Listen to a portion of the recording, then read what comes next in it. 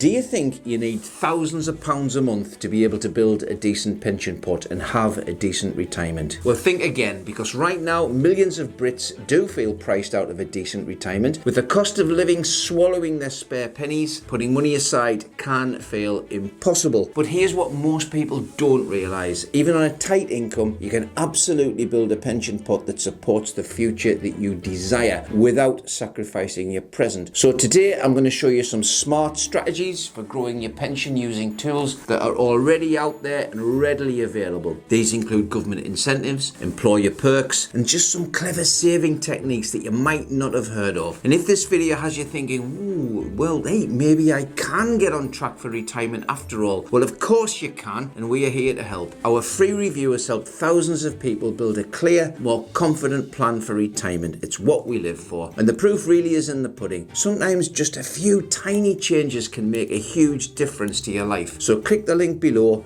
Right, let's get on to it. Now, as I've mentioned, millions of people in the UK are on track to retire with far less than they will actually need. They probably just don't even know it. And that's not an exaggeration because it is a nationwide problem. If you're working part-time, juggling freelance gigs, raising a family, or you simply don't have much left over at the end of the month, well, saving into pension might feel out of reach. But that assumption could cost you thousands in missed opportunities because there are schemes, there are benefits, and there are employer arrangements that are already designed to help people just like you. If you understand how they work and you act, even small contributions can turn into a significant income later in life when you absolutely will need it. And in just a few minutes, I'm going to tell you about one government top-up that is so generous it still shocks people. And yet more than half of those eligible just don't claim it. But before we get there, let's look at the foundation. Now, since its introduction in 2012, workplace auto-enrollment has become one of the most significant pension reforms in the UK. If you're aged 22 or over, if you're under state pension age, and you're earning more than £10,000 a year with a single employer, you're already likely to be enrolled in a workplace pension. That means you'll make contributions from your salary, your employer must contribute as well, and the government provides tax relief on what you pay in. Now, these contributions are invested, giving your pension the chance to grow over time. Here's something many people don't realise though. If you earn less than £10,000 a year with a single employer, for example in part-time or flexible work, you won't be automatically enrolled into a workplace pension, but you do still have the legal right to opt in. And if you earn more than £6,240 a year, that's 2024-25 tax year figures, your employer is legally required to contribute too. And with that, employers are legally obliged to contribute 3% of your salary into your workplace scheme. That means even on a modest income, you could be missing out on valuable pension contributions. Essentially, it's free money towards your future. Now, if you work more than one low-paid job, you can also ask each employer separately to join their scheme, potentially boosting your overall pension savings. It absolutely amazes me that when I go into some of the many employers that we work with locally and we talk to their workforce, to find that some employees haven't signed up to their employer's pension. It's bonkers. They're missing out on a 3% pay rise, and over the years that is wads of money thrown away. So if you're not seeing any pension contributions on your pay slip and you're earning above £6,240 a year, please speak to your HR team and opt in if you can. Now, if you can't opt in, you can still start your own personal pension. It's a really simple step that so many people overlook. Now, self-employed workers are the most underserved group when it comes to pensions. Without an employer to enroll you in or add contributions, it can feel like the system just isn't built for you. And quite often, you'll actually be so busy earning for today that you totally forget about tomorrow. But there is a solution, and you should take advantage of it. You can opt into a personal pension and contribute as much or as little as you want whenever you want, within contribution limits, I might add. And every contribution you make is topped up by 20% tax relief, even if you only pay basic rate of tax. So if you put in 80 quid, the government tops it up to 100 quid through basic rate tax relief. That's automatic. And that boost will happen every single time you contribute up to your annual allowance. And that's a 25% gain on that 80 quid. Just go and do the maths on one of them wee calculators and you'll find out. Now, for most people, that means means up to £60,000 a year or 100% of your earnings, whichever is lower. You also get to choose how your pension is invested, and many providers let you get started with no minimum contribution and simple app-based management. Tech is great in this particular area. Now, if you're self-employed and you're not using a personal pension for your retirement savings, you're probably paying more tax than you need to, I might wager. And you will do for many years to come if you don't start thinking differently. And even starting with a small, regular contribution now, it's far better than waiting for a day when you think you can afford more and you look back and think, oh, why didn't I do that? And of course, for you youngsters watching, starting early will be a godsend when you get to my age. That's old. Now, parents, also please encourage your children to get contributing to their pensions. They'll probably take no notice because that's kids for you. But if they do take some notice, they'll really thank you eventually. Now, I've not said much about SIPs. They are self-invested personal pensions, and these are often misquoted and misunderstood, and they are largely unnecessary for most people. And often they're actually more expensive than a standard personal pension. Why? Well, because modern personal pensions provide you with all of the investment and access options when it comes to retirement that any normal human could possibly require. A SIP, however, is a specific type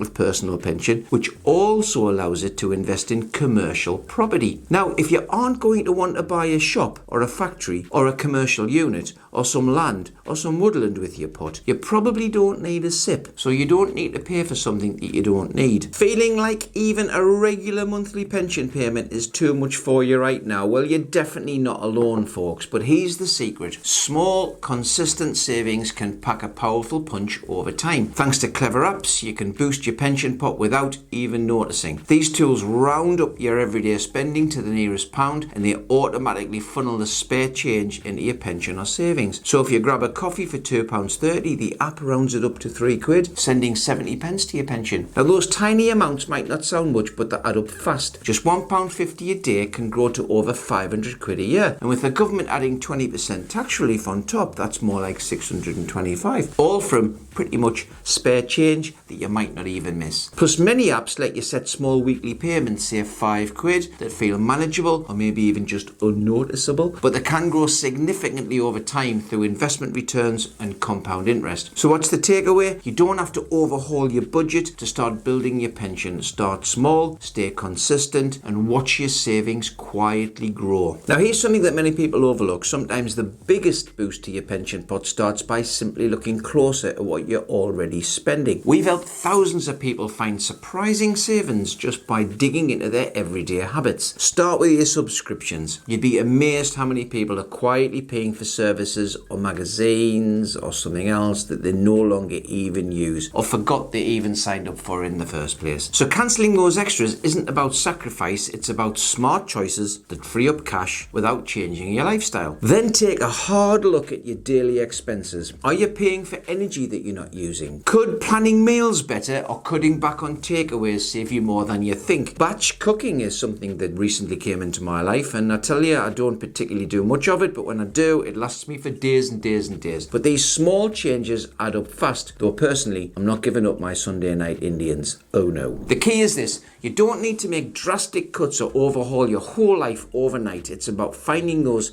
hidden opportunities that can add up, money you can redirect into your future without even noticing. And when you start thinking like this, saving actually feels less like a chore and more like unlocking your own power to take control of your destiny. Now, the government, let's talk about the government. They offer important schemes to help lower earners in particular grow their savings and pensions, but lots of people just aren't aware of them, or they don't fully understand how they work, or maybe they just haven't got the time to do something about it. So here are some key things to keep in mind. First, let's talk about the basics, the relief at source system for pension contributions. That's tax relief, of course. Now, if you earn below the personal allowance of $12,570 a year, that's 25-26 tax year, you won't even be paying any income tax But you could still receive basic rate tax relief of 20% on pension contributions up to the maximum of 12,570. That's the gross figure. Now, for example, if you contribute £80 to your pension provider will give you an extra £20 in terms of HMRC tax relief. So that makes a total contribution of £100. You haven't even paid tax in the first place. It's fantastic for, say, a couple where one partner's earning enough for both of them and the other partner might be staying at home or working part-time. If you're working part-time, you're earning 12,570. You're not paying tax on it. What if you could just put that whole £12,570 into a pension and get tax relief? I mean,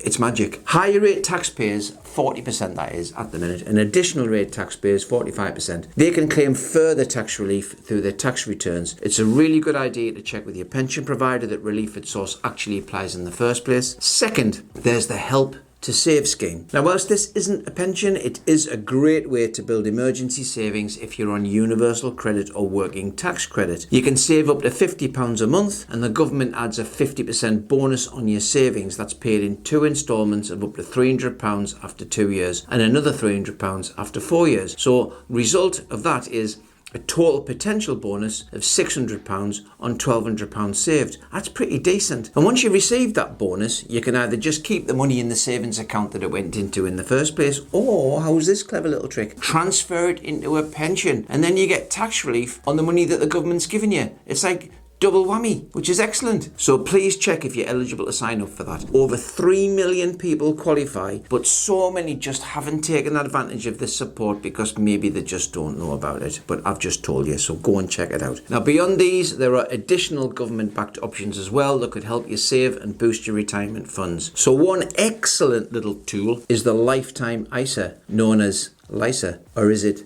Lisa? And we did read the comments on one of our previous videos, and all I've got to say to that is, you say Lisa, I say Lisa. Someone corrected me recently. Anyway, if you're aged 18 to 40, you can open a Lifetime ISA to save for your first home or retirement. It's brilliant. You can contribute up to £4,000 a tax year, and the government adds a 25% bonus on your contributions. That's up to £1,000. So if you put £4,000 in, it's boosted to £5,000. Now, withdrawals after age 60 for retirement are tax-free. Withdrawals for buying your first house are tax-free. Withdrawals for any other reason incur a government charge, which effectively takes their money back that they've given you, which is a bit of a shame, so don't do that. It's important to use the scheme really carefully. Now, if you're a parent or a grandparent, LISAs are a brilliant way to help the next generation build a pot, either for their first house or just to save for retirement. Or of course, you could just pay into their pensions and that'll get you tax relief too. So these options are coming out of your ears, folks. You just need to open them up and let's see if we can make a difference to your futures. So next you've got a junior ISA. Now I'm not even going to get into whether that's a JISA or a GISA.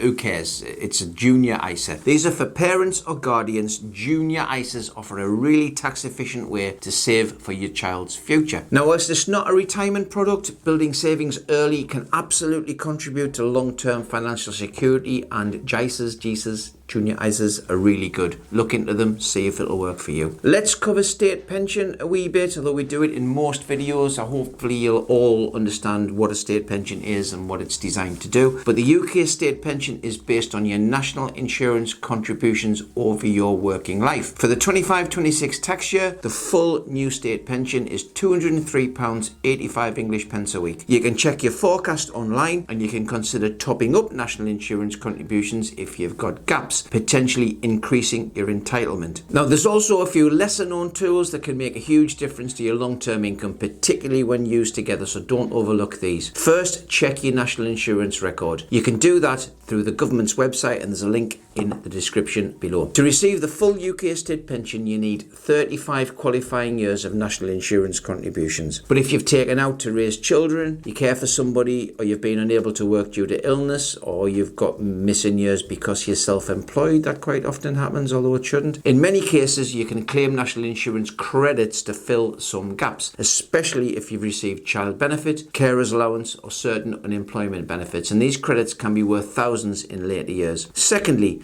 If you're already over state pension age and on a low income, you might be entitled to pension credit. This benefit boosts your weekly income and opens the door to additional support such as free TV licenses that'll save you a fortune, council tax discounts that will save you a fortune, and energy bill reductions as well. That is really important. Now, over £850,000 of eligible pensioners just haven't claimed it. Their mind boggles. So even if this doesn't apply to you, it might apply to your parents or relatives, and that may free up resources in your wider household. So go and check on your mum, your dad, your grandma, your granddaughter, make sure they are doing the right things as well. Finally, if you're employed, ask your HR department about salary sacrifice for pensions. This is basically where a proportion of your salary is paid directly into your pension before tax. You'll also pay less national insurance, and many employers will match or increase contributions when you do it. It's one of the most tax efficient ways to save, even if your income is modest, and it's brilliant if there's a proportion of your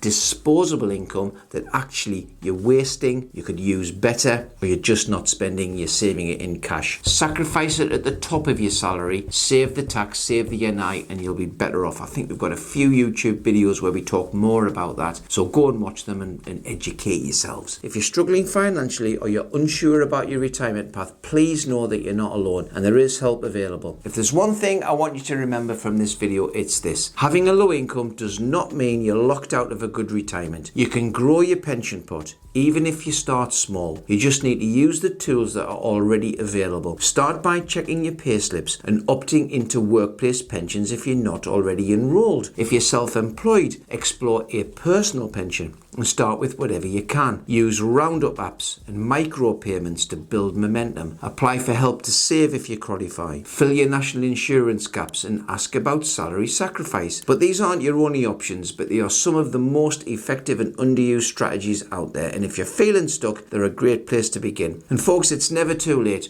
but the earlier you start, the easier it becomes. Now, if you want to plan your retirement with confidence and do it properly, join us in the next video. How much do I need to retire comfortably? Click the link, watch it now. I'll see you there.